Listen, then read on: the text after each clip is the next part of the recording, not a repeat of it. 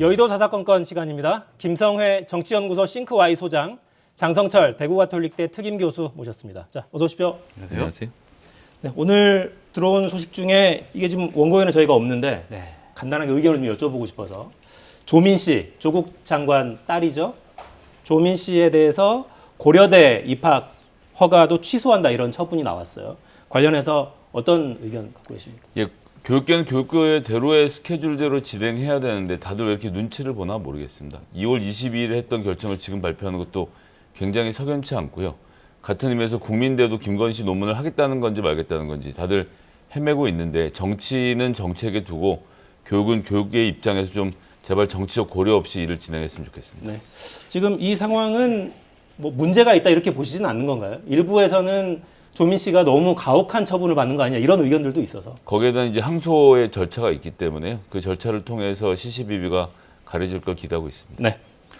법률의 잣대라든지 규정의 잣대는 모든 국민에게 동일해야 합니다. 입시 요강에 어긋나는 그런 지원서를 냈다면 당연히 학교의 입시 요강에 맞게 처리가 돼야죠. 학교는 권력의 눈치 보지 말고, 그리고 뭐 저 사람이 한 집단의 그리고 한 권력의 핵심이었다, 그분의 뭐 자녀였다, 이런 것 때문에 자꾸 여러 가지 판단을 늦추는 것 자체는 좀 잘못됐다라고 보여지고요. 사필 규정이다, 잘못된 것은 잘못됐다라고 해야 한다라고 말씀드립니다. 네.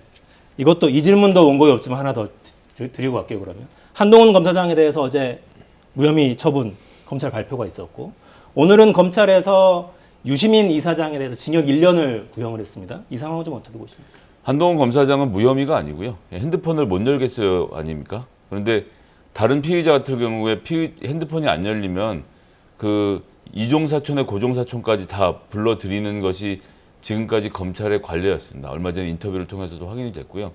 그런 상태인데 이제 소위 말하는 신성가족, 검찰의 가족이기 때문에 핸드폰을 제출을 하라고 하고 이거 안 열리는데 저희가 한번 열어보겠습니다 한 다음에 2년을 쭈뼛거리다가 아이고 이거 안 열리네요, 못하겠습니다라고 말하는 것은 좀 검찰의 어떤 무력함을 보여주는 건데, 예, 그러려고 공수처가 탄생한 거라고 생각을 하고요. 어쨌든 모든 피의자가 자기에게 불리한 진술을 하지 않을 권한을 검찰이 가장 강력하게 확인해 준 것인 만큼 앞으로 다른 피의자들에게도 동등한 잣대를 적용해 주길 바랄 따름입니다. 진작 불기소 처분 나왔어야 하는데 결국에는 권력의 눈치를 보고 2년 동안 질질 끌지 않았나라는 생각이 듭니다. 담당 검사들은 계속 무혐의를 주장했지만 위에 있는 지검장이라든지 그 위에 있는 분들이 야 이거는 조금 더 살펴봐라고 한 것 자체가 부적절한 행동을 했다. 결국에 이것 또한 사필 규정이다라고 말씀드립니다. 네. 유시민 이사장에 대한 징역 1년 구형은 어떻게 보세요?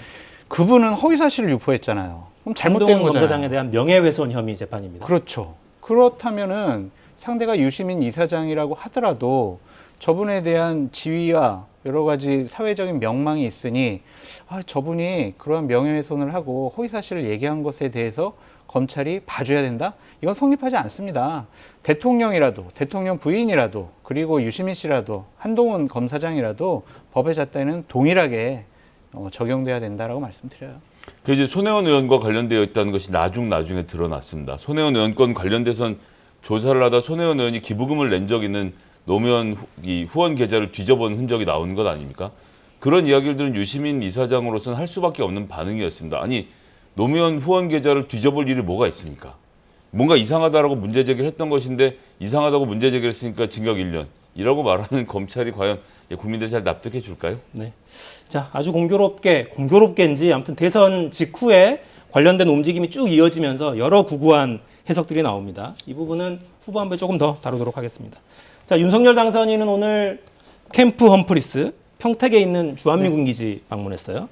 자, 이 시점에 어떻게 봐야 될까요? 연합 방위 태세를 점검하러 간 것으로 보여집니다. 12일부터는요, 한미 연합 사령관이 위기관리 참모 훈련을 하게 되고요. 18일부터는 연합 주의소 훈련을 하게 됩니다. 그렇다면 이것은 당연히 당선인으로서 점검을 해봐야 할 것이고, 또한 한미연합사 평택 이전이라든지 미군 기지 조기 반환이라든지 이런 부분을 당연히 좀 한미연합사령관과 논의를 해보는 것이 좋지 않았을까라는 생각이 듭니다. 적절한 행보였다라고 말씀드립니다.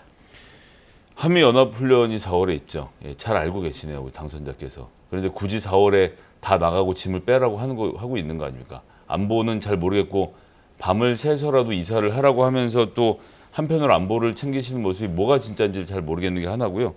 저는 뭐 내부적으로는 전원의가 됐을 것 같습니다. 지금 용산 미군 기지 이전이 사정없이 늘어지고 있습니다. 이유는 간단하죠. 미군이 거기 벙커 씌우니 뭐니 잔뜩 버려놨는데 정화비용 안 내고 도망가고 싶어 하거든요. 소파에서 내기로 되어 있습니다. 내고 나가라는 한국과 내기 싫다고 어물쩍거리고 있는 주한미군 사이에 긴장 어린 관계가 계속되고 있는데 당선자 공교롭게도 이번에 용산에 들어가면서 지금 그 부지, 벙커 씌우가 가득 묻혀있는 그 부지를 당장 공원으로 바꿀 수 있을 것처럼 말했는데 그러면 협상 내용이 바뀌어야 됩니다. 그럼 이제 이게 어떻게 바뀌는지를 우리 국민들이 보셔야 되는데 혹시 한국이 정화 비용을 댈 테니까 빨리 나가라고 결정을 하면 그것은 원래 없는 계약을 하게 되는 것이기 때문에 매우 위험한 결정이거든요.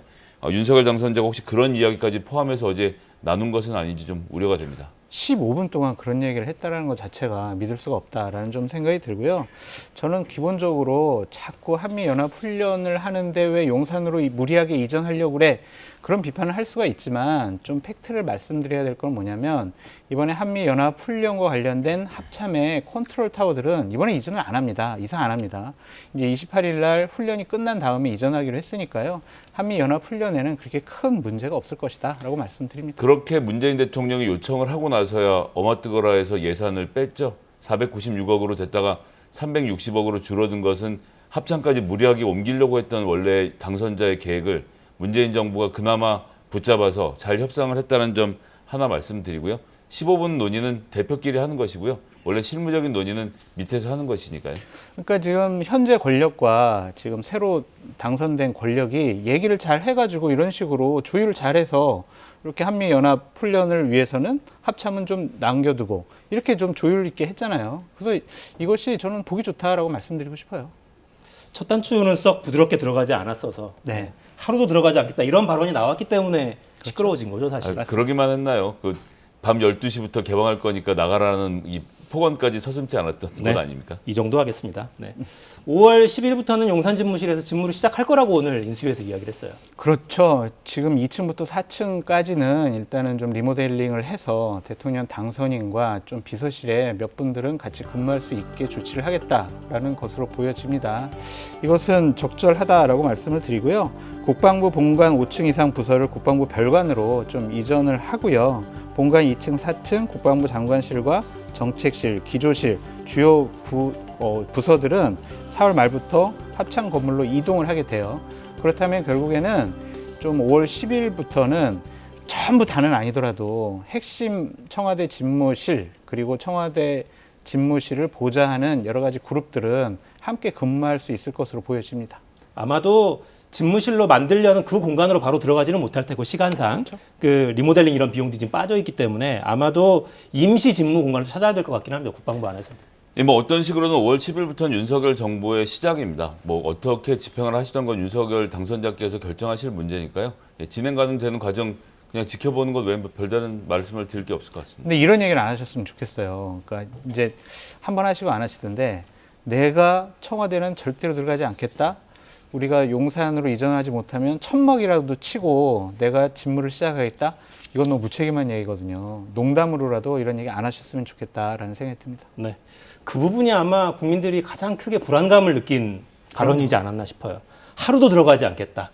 천막을 치더라도 들어가지 않겠다. 이런 발언은 사실 정치는 가능성의 예술이라고도 하는데 완전히 꽉 막혀 있다가도 뚫고 나가고 합의를 이루고 하는 게 정치잖아요. 네. 정치력을 좀 보여주시면 좋겠다 생각합니다. 네. 자, 안철수 대통령직 인수위원장 정부 조직 개편 관련한 입장 내놨습니다. 직접 들어보시겠습니다. 인수위 기간 중 조급하게 결정해서 추진하기보다는 최근 국내외 경제 문제 그리고 외교 안보의 엄중한 상황을 고려해서 민생 안정과 외교 안보 등 당면 국정 현안에 집중하는 것이 바람직하다고 판단했습니다. 따라서 조각도 현행 정부 조직 체계에 기반해서 추진하기로 했습니다. 다양한 의견을 수렴하고 야당 의견도 충분히 경청하겠습니다. 안철수 위원장 발언을 보면 조급하게 결정해서 추진하기보다는 이런 대목이 있습니다. 속도 조절 왜 하는 건가요? 그러니까 이제 제자리로 돌아가는 느낌이다. 이게 정상적이고 상식적인 거죠. 지금 국회는 민주당이 180석 정도 진보 진영이 지금 장악을 하고 있습니다. 민주당의 협조 없이는 이거 어떠한 법률안이 통과될 수가 없어요. 지금 와서야 좀 제가 생각에는 정신 차렸다라는 생각이 들어요. 야당과 좀 조율해보고 얘기 나눠보고 이렇게 협의해서 처리하겠다라는 것은 정말 잘한 결정이다라는 생각이 듭니다. 명목상은 민생안전, 외교안보 문제 이렇게 얘기를 했지만 결국에는 밀어붙이기식으로 하면요 야당의 협조를 받을 수가 없습니다. 그렇다면 첫 출발부터 상당히 국정 운영이 시끄러워질 수밖에 없거든요. 이것은 좋지 못하다. 현명한 결정을 하셨다라고 생각이 듭니다. 이런 좀 태도 변화는 평가하십니까 그래도? 아니 그럼요. 인수위원장이 아무래도 힘이 있으시다 보니까 당선자의 눈치를 보지 않으시고 개면적음에도 불구하고 이렇게 되면 지금 여성가족부 폐지를 안 한다는 말씀이신 것 같아요. 당분간은. 일단은 여가부 장관도 추천을 하겠다는 취지입니다. 그렇다라는 이야기를 하는 거 아닙니까? 그런 정도로 하시는 것이 적절했다라고 생각합니다. 지금 그 공약 안에서도 도대체 정확히 어떤 상인지를 그릴 수가 없었고 하다못해 주식 양도세만 하더라도 후보자는 폐지라고 이야기하고 정책팀에선 폐지 아니고 이름만 바꾼다라고 말하는 등 혼선이 굉장히 많은 곳에서 빚어지고 있었거든요. 시간을 좀 충분히 두시고 천천히 하셔도 5년은 길다는 말씀 드리겠습니다. 일단 여성가족부 장관은 임명을 하고 네. 나중에 방향은 더 짜겠다는 거잖아요. 그 역할이라도 주겠다. 맞습니다. 그것도 괜찮은 방향인가요? 그렇죠. 그렇게 해서 논의를 해서 이것이 미래 가족부로 좀 확대 개편할 것이냐 아니면은 여성가족부에 폐지를 하고 거기서 했던 정책들은 각 부처별로 좀 나눠줄 것이냐 이런 것들은 세밀하게 우리가 검토해 봐야 될 문제다. 조급할 필요가 없습니다. 근데 당선인이 선거 때 했던 이야기랑 비교해 보면 온도차가 좀 확연하긴 해서 그것도 이제 논의를 해봐야죠. 아직 이제 인수위가 활동할 시간이 한 20일 정도 넘게 남아 있고요. 네. 또한 당선되고 나서 또한 이제 임기를 시작하고 취임하고 나서도 기본적으로 이러한 논의들은 계속 할 수가 있을 것 같아요. 그래서 너무 이제 국민들께서나 언론에서도 조급하게 바라보지 않았으면 좋겠어요.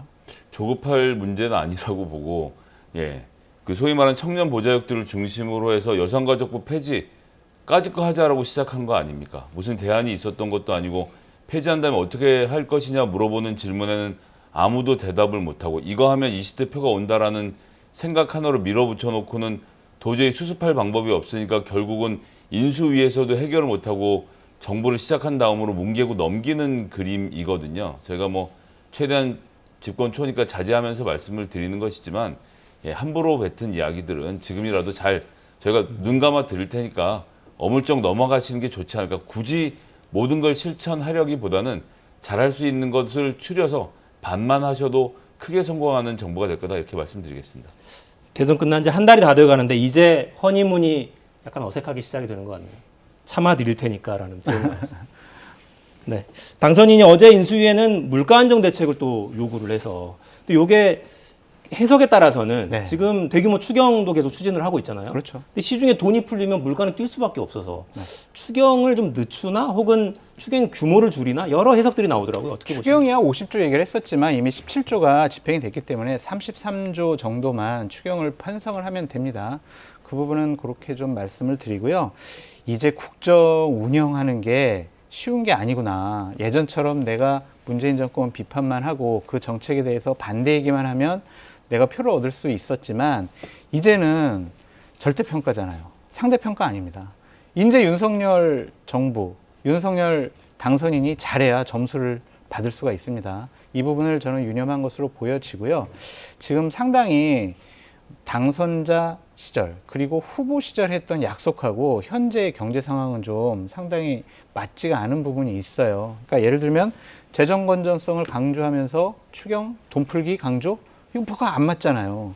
그리고 집값 안정을 목표로 하고 있는데 각종 집에 대한 규제는 철폐하고 있어요.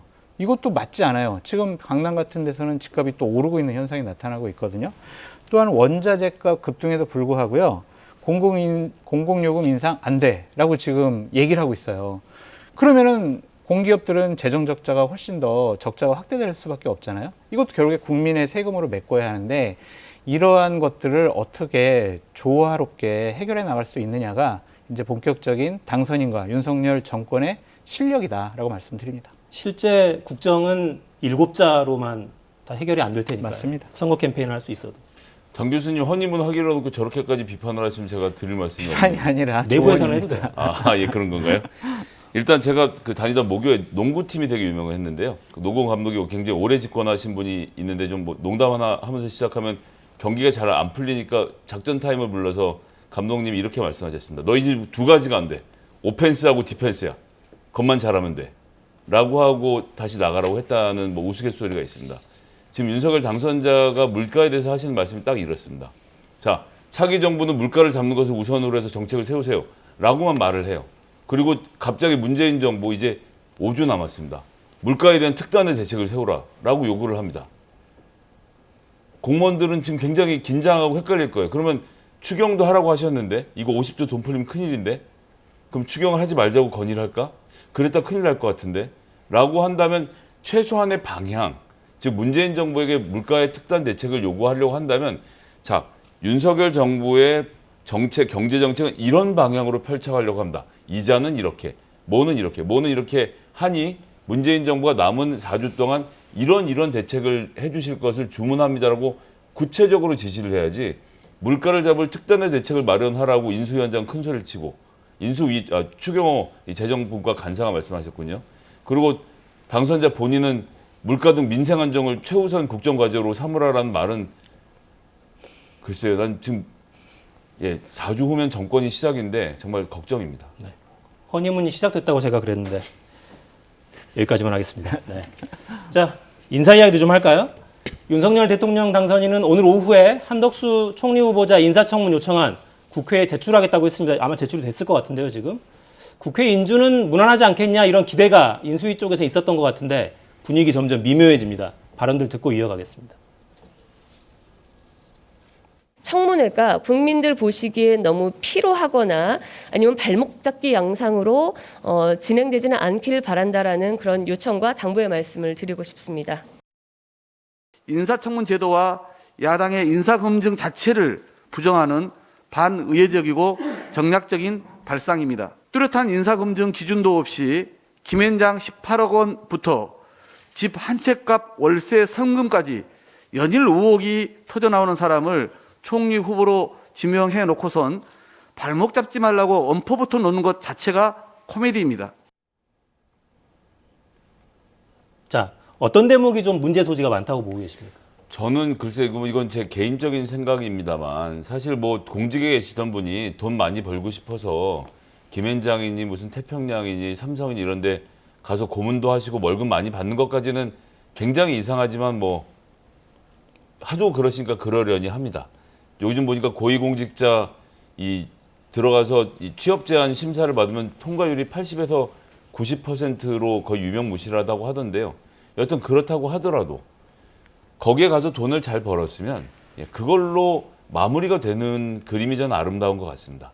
그렇게 해서 이미 기업의 입장에서 혹은 특정 로펌의 입장에서 국정의 개입을 어떤 형태로든 되어 있는 거 아닙니까? 전화 한 통 하는 것들이 다 그런 일들이거든요. 이분이 로펌에서 받았던 자문료가요. 처음에 3년 동안은 연 5억이었다가 그 다음에 3억으로 줄어듭니다. 연세가 드실수록 더 경륜이 쌓여가지만 이분의 경우엔 액수가 줄어들었다는 것만으로 봐도 이것이 이제 전관 예우 성격을 띄었다는 점을 부정하기 어렵거든요. 그런데 문제는 이분이 다시 복귀를 하시는 거죠. 그러니까 김앤장의 대표가 전 어떤 분인지 잘 모르는데 김앤장 대표 입장에서는 우리 직원이 총리로 가는구만. 이런 그림이 그려지는 겁니다. 이게 과연 적절한 그림인지에 대해서 저는 그런 점에서 돈과 명예 하나만 좀 추구하는 그런 문화가 조금 만들어져야 될 때가 아닌가 그런 아쉬움이 있습니다. 일단 민간으로 갔다면 다시 돌아오는 건 좀 문제 아니냐 이런 지적이시네요. 민간으로 갔다 가도 능력을 인정받아서 국가에 헌신할 수 있는 기회가 주어진다면 다시 공직을 맡을 수도 있다라는 좀 생각이 듭니다. 하지만 저는 좀 비판적으로 바라보고 싶은 부분도 있어요. 김대중 정권부터 박근혜 정권까지 변신을 통해서 승승장구했던 분이에요. 그분이 과연 4차 산업혁명 시대에 국무총리로서 나라를 잘 운영할 수 있을까? 경험만 가지고 지금 나라를 잘 운영할 수 있는 능력이라고 판단해야 될까? 그런 생각은 좀 있습니다. 근데 이런 비판은 좀 잘못된 것 같아요. 당신은 18억 정도 4년 4개월 동안 받았으니까 공직할 자격이 없어. 이렇게 비판하는 것은 좀 불편해요. 왜냐하면 그만큼 능력이 있고 그만큼 경력을 인정받았기 때문에 김앤장에서 연봉을 그렇게 줬겠죠. 물론 이러한 연봉을 받으면서 상당히 불법이나 비리에 연루되는 그러한 역할을 했으면 잘못된 거죠. 그런 것들을 밝히라고 인사청문회가 있는 것이다 라는 좀 생각이 듭니다. 배 아프고 정말 화가 나기도 해요. 와, 저분은 저렇게 연봉 5억이나 받는구나. 부럽기도 합니다. 그렇다고 저분이 공직을 담당할 자격이 없어 라고 얘기하는 것도 좀 말이 안 된다. 약간 미묘한 차이가 있다고 생각하는데, 예를 들어서 기업의 경영진으로 들어가서 CEO나 CFO 혹은 실제로 이 경영 현장에 뛰는 직을 맡아서 뭐 스톡옵션 해서 10억을 벌든 20억을 벌든 할 수 있는 일이라고 생각합니다만, 이분의 경우는 고문이었어요. 그리고 정확히 한 일이 드러나지 않고요. 일주일에 몇 번을 출근했는지도 알 수가 없습니다. 그리고 이런 고문들이 지금 김앤장만 해도 50명이 넘게 전직 장관, 차관들이 계시다는 보도도 이어지고 있지 않습니까? 그렇다라고 한다면 누가 봐도 관리하는 그림으로 그려지는 것이죠. 이분이 어떤 스타트업의 뭐 부사장으로 들어가셔서 벤처 대박을 터뜨리셔서 3천억을 벌었다고 하더라도 그걸로 비판할 사람이 누가 있겠습니까? 누가 봐도 이름값으로 돈을 받고 계셨던 것이 아닌가. 이런 것이 좀 부끄러워진다는 이야기를 하는 것이죠. 그게 법을 위반한 건 아니잖아요. 그건 사회의 어떤 제도와 규정이잖아요. 그런 것들에 대해서 당신은 이렇게 고문 역할을 하면서 어떤 로비를 한 거 아니야? 그렇기 때문에 당신은 부적절해 라고 비판을 하려면 그러한 구체적인 사례를 제시해야 될 것 같아요. 그냥 그 자리에 앉아 있어서 돈을 편안히 받았어. 당신은 공직 자격 없어. 이렇게 얘기하는 건 좀 무리가 있어 보입니다. 공직 자격이 없다고까지 간 것은 아니고, 이제 그런 점에서 비판을 일단 먼저 하는 것이니까 나머지 내용들은 오늘 청문 보고서가 도착했다고 하니까 자세한 내용들을 살펴보면 나오겠죠. 네. 언론에서도 이제 민주당 쪽에서도 검증 작업 착수했겠죠. 네. 실제로 뭔가 이해충돌 소지가 있는 부분이 튀어나오면 인사청문회가 좀 곤란해지는 상황이 될 것 같기도 합니다. 근데 아까 배현진 대변인이 얘기하는 거 보고 저는 좀 웃었어요. 그 발목 잡기, 시끄럽지 않은 인사청문회가 돼야 된다. 이 얘기는요, 지난번까지 민주당에 있던 대변인들이 항상 하던 얘기였거든요. 이제는 며칠 지났으니까, 정권이 바뀌었으니까 국민의힘 쪽 소속 의원이 얘기하는 거 보니까 참 뭐라고 얘기해야 될지 잘 모르겠습니다. 이게. 공수교대죠, 공수교대. 네. 자, 이제 새 내각 짜는 작업들 계속 진행이 되고 있는데, 여러 몇몇 하마평 계속 나옵니다만 구체적인 이름을 저희가 거명하진 않겠습니다. 왜냐하면 인수위에서도 모든 부처의 후보들이 단수로 지금 확정되어 있는 단계가 아니라고 계속 확인을 하고 있기 때문에 복수의 후보자들이 올라와 있고 검증 작업을 진행 중이라고 설명을 하고 있어요. 그래서 구체적인 이름을 저희가 거명하지는 않겠고, 다만 조언을 좀 해주십시오. 어떤 분이 초대 내각에 들어가야 새 정부가 성공을 하겠다. 그러니까 이게 선진국의 좋은 기업들 보면 여성도 많고, 특히나 우리나라처럼 뭐 소위 말하는 단일민족 국가가 아닌 나라에서는 인종의 다양성도 되게 포함하려고 노력을 하거든요. 그게 돈이 많이 벌리니까 그러는 일입니다. 그런데 지금 내가 말씀하신 대로 구체적으로 거론은 안 하겠습니다만, 해놓은 것을 보니까 여성들의 경우 특히 본인의 전문 분야라기보다는 약간 작은 일, 약간 끼워 맞추기식의 느낌이 강하고요. 그 외에는 실력이라는 딱 단어 하나만 정해놓고 50대 서울대 출신의 남성들이 거의 다 장악을 하고 계신 그림으로 보여집니다. 본인들끼리는 항상 그 네트워크 하나 있었으니까, 아, 이 친구가 일 잘해, 이 친구가 일 잘해라고 해서 본인들끼리는 편하시겠지만, 그렇게 됐을 경우에는 반드시 사각지대가 생기게 되어 있습니다. 다양한 시각으로 바라볼 수 있는 내각이 만들어져야 더 많은 국민들을 포용할 수 있고요. 그렇게 해야 정부가 더 높은 국정 지지도로 안정적으로 운영되지 않겠나라는 조언을 좀 드리고 싶습니다. 저는 할당과 배려보다는 유능함, 전문성을 갖고 일단은 출발했으면 좋겠다라는 생각이 듭니다. 문재인 정권 동안 많은 할당과 배려가 있었어요. 그 장관들이 과연 일을 잘했을까? 그분들을 배려하고 할당을 해가지고 여성 인권이 더 신장이 됐을까? 좀 회의적인 생각이 있어요. 대표적인 게 부동산 문제잖아요. 김현미 장관 같은 경우에는 뭐 국회에서 국토위원장을 하긴 했었지만, 그분이 정말 부동산 문제, 국토 문제, 뭐 이런 문제에 대해서 최고의 전문가는 아니었잖아요. 어떠한 당을 배려하고 여성을 배려하는 바람에 문재인 정권이 지금 망가지게 됐다. 그래서 할당과 배려가 필요하긴 하지만 일단은 그것은 유능하고 전문성이 있느냐, 그 속에서 할당과 배려가 필요한 것이지 일단은 할당과 배려가 우선시되면 안 될 것 같아요. 그래서 일단은 윤석열 당선인이 얘기했던 것처럼 정말 최고의 유능하고 전문가를 부처의 장관으로 하고 그분들이 일을 잘 못했을 때는 이러한 인사 시스템도 좀 바꿔야 되지 않나. 일단은 시작 한번 해보시라라고 말씀드립니다. 저 잠깐만 변론 짧게 하면요. 할당과 배려라고 하셨는데 문재인 정부에서 여성 장관들을 할당과 배려에 의해서 했다고 생각하지 않고요. 뭐 언뜻 생각해봐도 환경부의 한정혜 의원 이 장관이라든지 또 외교부의 강경화 장관도 굉장히 일을 잘했고 김현미 장관은 그분에게 그렇게 다선 의원에게 배려를 하고 여성이라서 국토교통부 장관을 시켜줬다는 의견은 동의해서 안 됩니다. 네.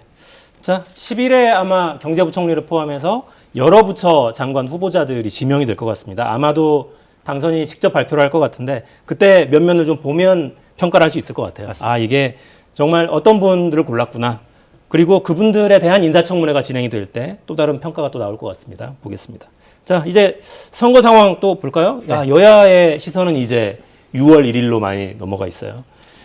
민주당 쪽이 단연 요즘에 노이즈가 좀 많은데 송영길 전 당대표 관련해서 논란이 좀 많습니다. 송탐대실이라는 표현까지 나오던데 서울시장 출마 어떻게 보십니까? 자, 여기서 송영길 대표가 저는 서울시장 도전 해볼 수 있다고 생각합니다. 어쨌건 정치인이니까요. 자기의 판단이고 자기의 책임하에 집행을 하는 건데 이게 지금 지난 대선의 네거티브 논쟁이랑 닮아있는 지점이 있습니다. 뭐냐 하면요. 그래서 서울시를 어떻게 할 건데 여기에 대한 정확한 답이 없기 때문에 자꾸 이야기가 격가지로 빠지고 있는 겁니다. 그 당시에도 대선에서 그래서 어떤 대한민국을 만들 건데로 한쪽에서 치고 나갔으면 다른 쪽이 네거티브라도 포기를 했을 텐데 지금의 송영길 대표의 뭐 제가 문제점이라고 지적하기 좀 그렇습니다만 송영길의 서울시는 이럴 것이다라는 비전, 송영길의 서울시는 이런 걸 하려고 해. 나 송영길은 이런 데 확실한 전문가야. 이분이 물론 종부세 문제에서도 민주당 내 모든 의견들을 누르고 서울 시민들이 좋아하는 쪽으로 타협을 했던 당사자이긴 합니다만 그런 점에 대해서 부각을 하면서 전선이 쳐져야 되는데 그러니까 정확히 왜 서울시장에 나왔는지에 대해서 설명이 되지 않으니까 나머지 문제들이 다 꼬이고 있는 상황이 아닌가. 이건 민주당 차원에서도 마찬가지로 어떻게 서울시를 찾아올 것인가라는 큰 그림이 민주당에게 없는 것이 가장 큰 문제인 것 같습니다. 그렇죠. 서울시 운영에 대한 전망 이런 큰 틀의 어젠다가 잘 안 보이긴 합니다. 그래서 김성애 소장님께서 말씀 잘 해주셨어요. 왜 송영길이야? 이거에 대한 답을 송영길 대표 스스로 내지 못하고 있다. 그리고 김성애 소장님한테 좀 말씀드리고 싶은 것 중에 하나가 뭐냐면 송영길 대표에게 서울에 대한 비전 이거 기대하지 않으셨으면 좋겠어요. 정치적인 판단 때문에 나온 것이지 정책적으로 훌륭하기 때문에 나왔다라고 보여지지 않습니다. 저는 민주당이 상당히 지금 실수하고 있다라고 말씀을 드려요. 선거에서 졌습니다. 그러면 개혁과 혁신을 통해서 국민의 관심을 다시 이끌어야 합니다. 그 개혁과 혁신의 상징적인 모습은 정책과 인물이에요. 이 두 개가 보이지 않아요. 지금은 그냥 이재명계, 이낙연계, 지금 다툼, 원내대표 선거부터 그랬잖아요. 이 지금 서울시장 선거를 앞두고 후보를 선정하는 과정 중에서도 개파 싸움만 보입니다. 그렇다면 국민들은 이제 민주당 지금 안 되겠네라고 생각할 수밖에 없다.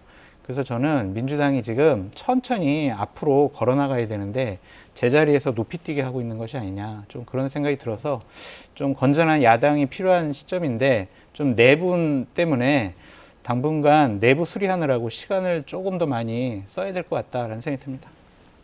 이 상황은 왜 이렇게 가는 겁니까? 근데 정책이나 미래 비전 이런 논의가 좀 깊게 들어가지 못하고 혹은 대선 패배의 원인이 이게 문제였어라는 논의가 공개적으로 뜨겁게만 오가는 것 같지도 않아요. 그런 상태에서 계파 갈등 뭐 이런 문제가 더 불거지는 건 뭐 때문에 이런 상황이 되는 거죠?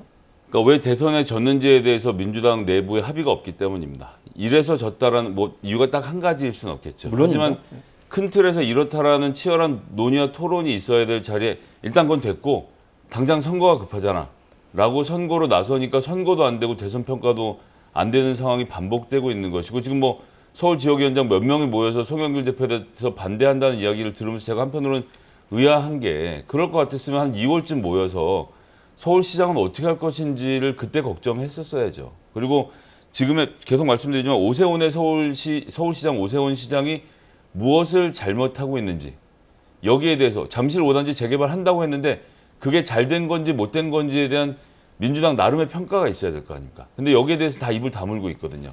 그렇다 보니까 그 외에 변별력을 보일 수 있는 게 개파 논쟁밖에 없으니 개파 논쟁으로 다 가서 달라붙어 있는 형국을 보여주는 것인데요. 저는 이거 민주당의 미래에 도움이 안 되는 일이라고 생각합니다. 네. 민주당의 당내 민주주의에 대한 논의도 좀 있었으면 좋겠다는 생각이 드네요. 자, 국민의힘 이야기도 좀 하죠.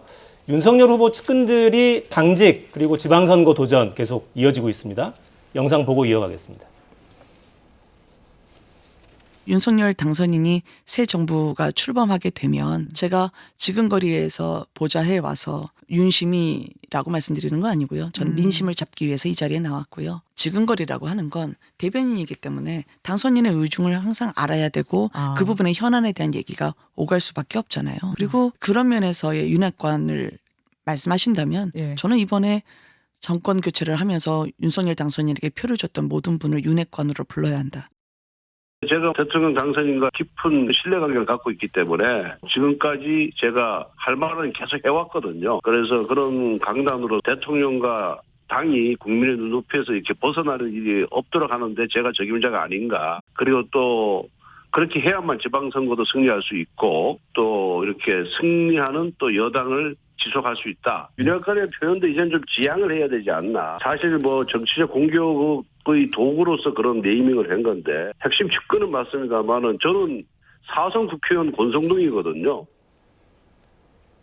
핵심 측근은 맞습니다만 지근거리에 있긴 했습니다만 하지만 윤심은 아니다. 핵심 중에 핵심이시죠. 3인방 중에 한 명 아니겠습니까? 그러니까 이런 분들이 원내대표가 되고 또한 경기지사에 나온 것을 보면 윤심은 있었다라고 보여집니다. 특히 원내대표 선거와 관련해서 가장 강력한 경쟁자였던 김태원 의원 같은 경우에는 당선인께서 조금 뭐 충남지사 나가시는 게 어떻겠습니까? 라고 권유했다라는 보도도 나오고 있잖아요. 이거는 물론 부인을 했습니다만 이런 것을 보면은 집권 초기입니다. 그래서 윤석열 당선인의 가치관, 철학을 잘 알고 그 국정 철학에 대해서 여러 가지 뭐 국회라든지 아니면은 지방정부에서 같이 뒷받침할 수 있는 분들이 전면에 나서는 것은 자연스러운 현상이다라는 생각이 들고요. 저는 김은혜 대변인의 출마는 삼박자가 맞았다라는 생각이 들어요. 본인의 강력한 출마 의지, 윤핵관들의 부추김, 그리고 윤석열 당선인의 용인, 이 세 개가 맞았기 때문에 출마를 결심하게 된 것이다 라고 보여지고 국민의힘 같은 경우에는 대선 후보 유승민, 윤석열 당선인의 핵심 측근 김은혜 이 두 분의 경기도지사 경선, 예비 경선은 상당히 관심을 많이 끌 거예요. 그렇다면 그 관심을 통해서 본선의 시너지 효과까지 낼 수 있는 중요한 김은혜 대변인의 선택이었다라고 보여져서 저는 민주당이 조금 더 경기도지사 선거 관련해서는 긴장하셔야 되지 않을까 싶습니다. 요건 제가 추가로 짧게 좀 여쭤보고 싶은데 삼박자를 이야기하면서 윤핵관들의 부추김을 거론하셨잖아요. 네. 윤핵관들은 어떤 목적으로 부추겼습니까? 유승민 이제 후보가 싫다는 거죠. 경쟁자였기도 했고 흔쾌하게 이제 대선 선거 과정 중에서 돕지를 않았다. 그리고 뭐 인간적으로도 그렇게 가깝지 않다. 이런 여러 가지 복합적인 요인이라고 생각이 들어요. 그래서 경기도지사 쉽게 되는 거를 내가 못 보겠어. 우리들한테 좀 도와달라고 해야지. 좀 머리 숙여. 이러한 견제구가 아니냐라는 생각이 듭니다. 경기도 후보 유승민, 대구시장 후보 홍준표, 서울시장 후보 오세훈 다 차기의 대권을 노릴 만한 큰 인물들이고요. 하필이면 이번 지방선거 임기가 2026년까지입니다. 딱 마치고 2027년 대선 준비하기 아주 적절한 그 타이밍이거든요. 당 입장에선 이 후보가 많은 것이 좋지만 대권 주자가 너무 빨리 자라나는 것을 윤석열 당선자 입장에서는 불편할 수밖에 없습니다. 그런 상태에서 경기도에 어떤 의미에서는 생뚱맞게 유승민 후보가 올라와서 갑자기 지지율이 높게 나오는 것이 못내 불편했을 것이고요. 김은혜 의원 지금은 본인 의지로 나왔다고 말씀하시지만 대변인으로 되기 전에 첫 번째 조건이 그거였을 겁니다. 자, 이번 지방선거 출마하실 생각이 있나요? 그때도 이미 거론되고 있었거든요. 없습니다. 저는 대변인으로 당선자와 함께 하겠습니다라고 했기 때문에 들어왔는데 제가 생각해보니까 당선자님 아무래도 출마를 해야 되겠습니다. 이렇게 얘기했겠습니까? 당선자와 윤핵관들이 나가라고 밀었기 때문에 나가는 상황으로 보아야 된다라고 생각하고요. 물론 본인의 입장에서도 유승민이란 대선 후보가 붙을 수 있는 기회가 생긴다는 자체가 정치적으로는 큰 기회인데 배경에 당선자가 있다는 것. 뭐 안 뛰어볼 이유가 없는 선거가 되는 것이죠. 어쨌든 견제 의미가 강력하게 들어있다라고 생각하고요. 그래서 이 내부 경선 자체가 결코 쉽지 않을 것처럼 보이긴 합니다. 네. 김은혜 의원 입장에서는 초선 의원이잖아요. 네. 초선 의원이 체급을 확 올리는 그럼요. 상황이니까 마다할 이유가 사실 전혀 없는 상황입니다. 맞습니다. 여쭤볼 게 많은데 시간이 다음 주에 뵈겠습니다. 네. 지금까지 장성철 특임 교수, 김성회 소장과 함께했습니다. 두 분 감사합니다.